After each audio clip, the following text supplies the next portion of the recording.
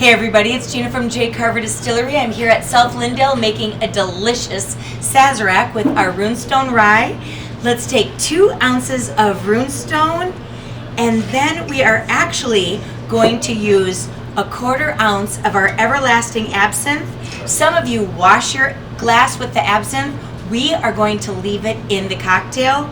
We are going to take a 1/3 ounce of simple syrup, and then from the traditional side, we're going to take 2 dashes of Peychaud's bitters, 1 of Angostura.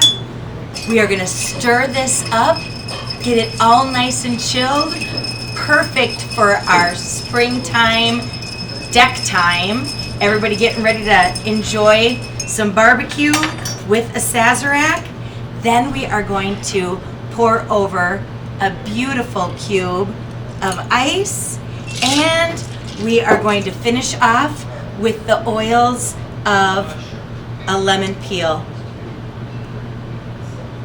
Enjoy.